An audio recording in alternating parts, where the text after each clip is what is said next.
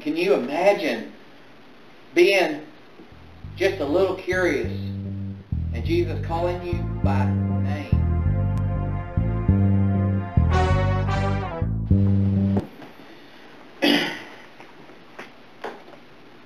Well, good morning. Good morning. A bit of an eventful morning already.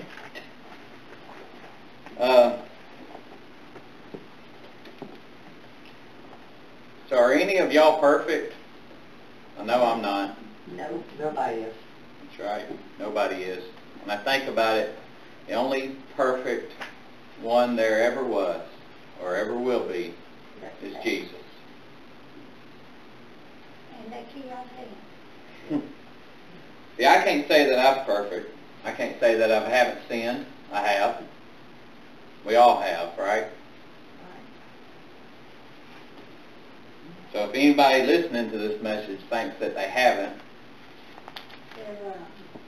they're wrong, or they might as well stop listening, because obviously this message ain't for them.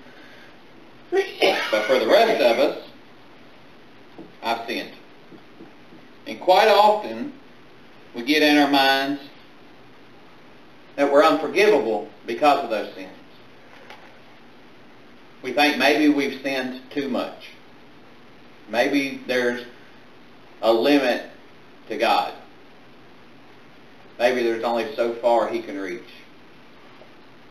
And so we all have those friends or family members who say, well, let me get right first, then I'll come out here into your church. Let me get this straight, and then I'll come. I'm not fit to come to your church. Or my personal favorite, I'm afraid the building's going to burn down if I step across the threshold. That's exactly who Jesus came for. He came for all of us. He came for the worst of us. Paul said He was the worst of all sinners.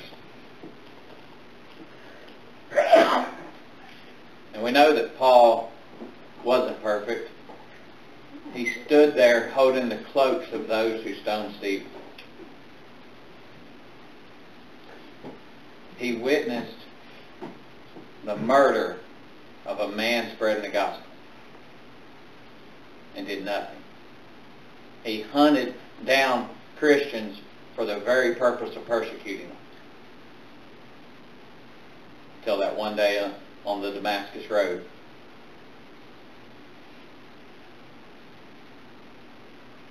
When he realized the truth of the matter is, he wasn't looking for Jesus. Jesus was looking for him. And this was the moment when he would catch up. You see, there's another very short man that Jesus met. He was a wee little man. A wee little man was he. Zacchaeus. In Luke chapter 19, verses 1 through 10, we see Zacchaeus.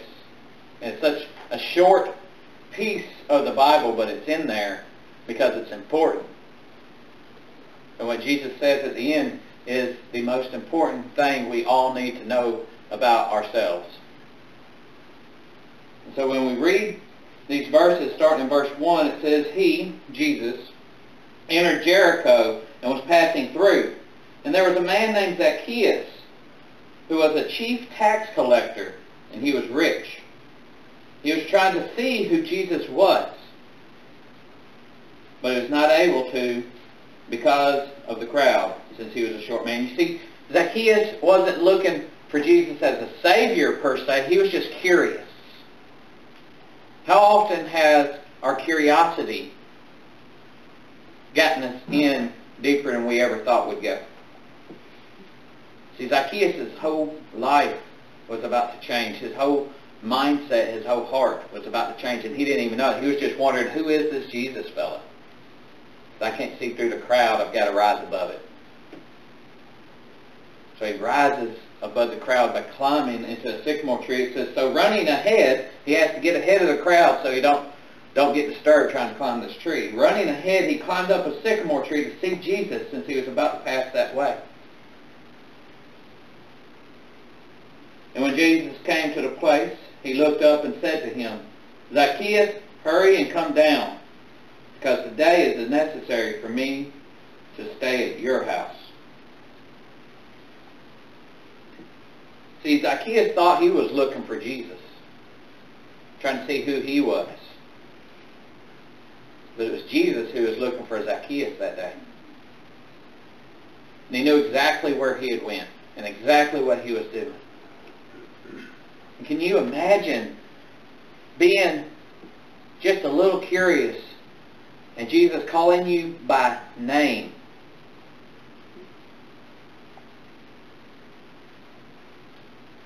And saying, come from where you're at, I'm staying with you. Because if you're saved, that's exactly what He's done. He has called you by name. He has sought you out and called you by name. And He come right where you were.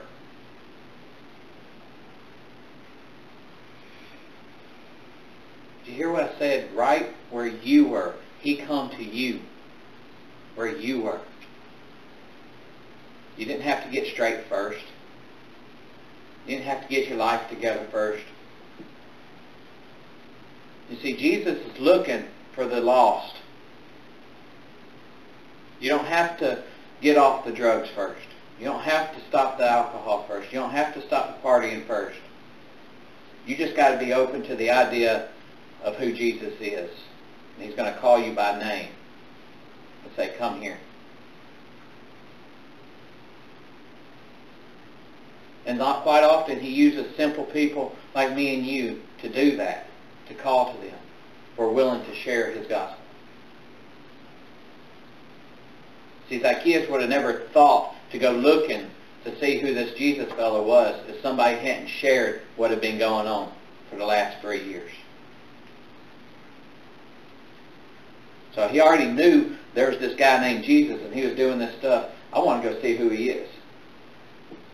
But he never once thought that Jesus would know who he was. He never once thought Jesus would utter Zacchaeus. They sure didn't think it'd be while he was climbing in a tree as a chief tax collector.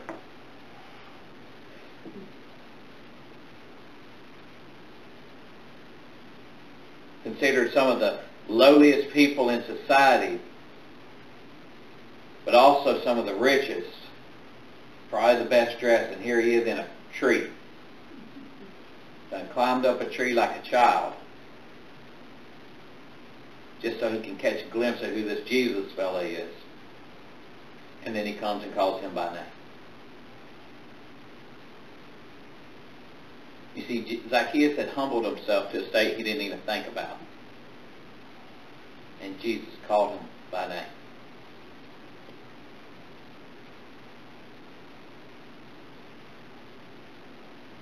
All he had to do was make himself visible. Get above the crowd. Get out of the normal flow of everything. Step to the side just for a second.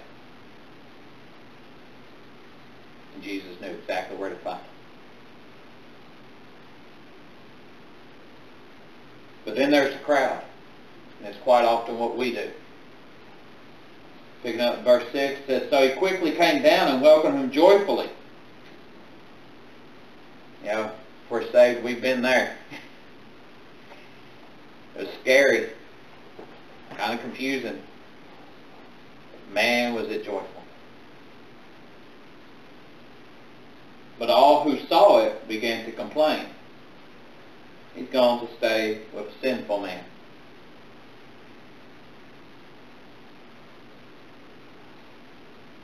How often have we been in that crowd? Even after we've gotten saved, we've seen this one person like, that guy's beyond salvation in our minds. He shows up at church and we huff about it. Can't believe he showed up. You got to be kidding me. Oh, he's going to the altar? Ain't no way. It's exactly who Jesus came for, though. It's exactly who we should be welcoming in. All the other stuff can come later. Oh, he's not dressed appropriately or she's not dressed appropriately. That can come later. They've got their whole life to change. Their heart needs to change now. And it's got to grow from the inside out.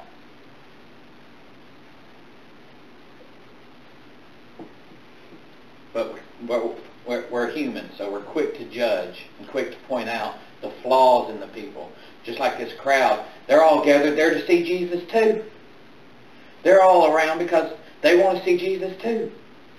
But Jesus is picking him to go stay at his house. He's the tax collector. He's the worst of us all. If anything, that should give them reason to praise. If he's willing to stay with him, we've all got hope.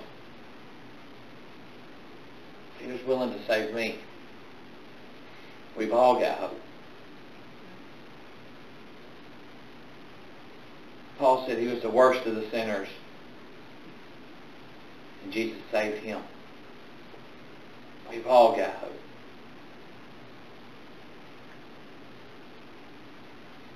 And Zacchaeus' actions are amazing here. He doesn't turn on the crowd and say, "Shut up, leave me alone." Jesus said he's coming to my house. No, he says, "You know what, Jesus, they're right." It says, "But Zacchaeus stood there and said to the Lord, 'Look, I'll give half of my possessions to the poor, Lord. And if I have extorted anything from anyone, I'll pay it back 4 times as much.'" He says, "They're right. I'm a tax collector. I'm expected to do that. So if I've done any of them wrong, I'll pay them back 4 times.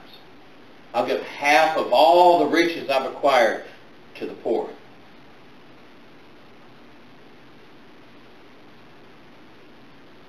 But then Jesus responds to him, and he doesn't say, "All right, you get all that squared away, and then I'll come on over." No. Jesus doesn't wait for you to square it away. He says, "Today salvation has come to this house." Today. He doesn't say it's because this guy's promising to do everything. He says, "Today salvation has come to this house." He doesn't give explanation of why he's saving Zacchaeus. He just is. Except for this, that he too is a son of Abraham. See, God had made a promise to Abraham thousands of years before, that he would be the father of all nations.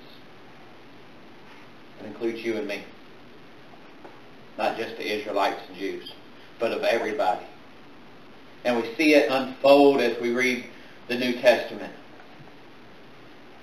That little by little since Abraham, Gentile after Gentile come in to the fold. Rahab, Ruth,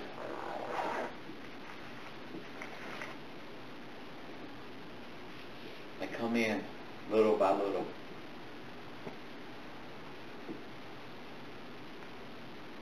Esther is a Jewish woman.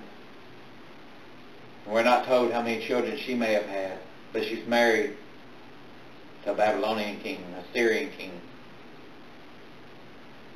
We know that the Assyrians and Palestinians are descended from Ishmael, Isaac's half-brother. See, Abraham's descendants outnumber the stars, because his descendants encompass this world. They're all over the place, so it's unable to know who all is descended from Abraham. But we are promised that he would be the father of many nations. And because of that, God has offered salvation to the entire world, Jew and Gentile alike. And Jesus was quick to point that out. Today salvation has come to this house because he too is a son of Abraham. He's telling the crowd, y'all get quiet, he's your brother. You should be rejoicing that he is saved, that he is offering to do any of what he said, and he didn't have to. I didn't ask anything from him. I just said I'm going to his house.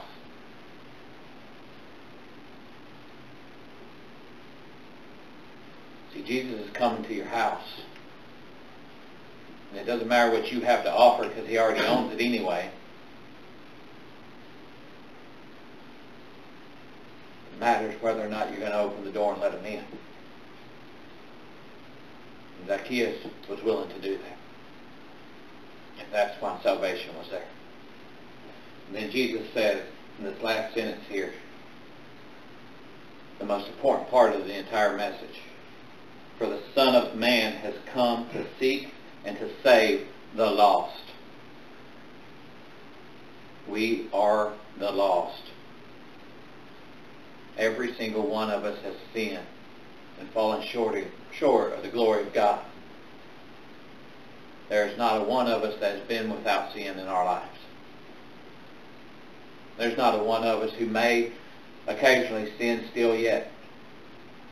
So long as we breathe air on this earth, we have the potential for sin. Because of the fall of man and separation from God that was caused by the devil. We have that potential. And until we take our last breath here and wake up in glory, we should recognize that Jesus is still on the lookout for us to seek and save us every single day. We have the communication through prayer to offer our thanks and to ask forgiveness.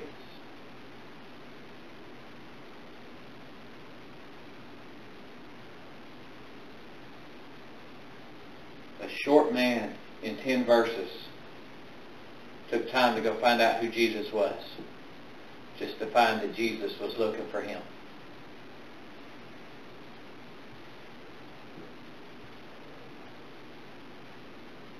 There was a slave trader in the 1800s who found that Jesus was looking for him. And he wrote one of our favorite and most loved hymns, Amazing Grace. He became a preacher and a minister to a lot of people. And he worked as an abolitionist afterwards to free the very humans that he had worked to enslave. Because Jesus found him. And he was open to letting Jesus in.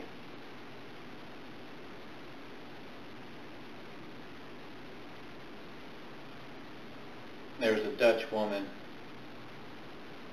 in World War II who lost her sister in a concentration camp and had bitterness and hatred in her heart, but remembered the words of her sister to not hate them, but show love. And after being released on a clerical error, Corrie ten Boom spent the rest of her life spreading the love of Jesus. And when she was face to face with one of the very guards she had at Ravensbrück prison, she offered him forgiveness. I'm not sure I could have, but she did. And they left that room friends.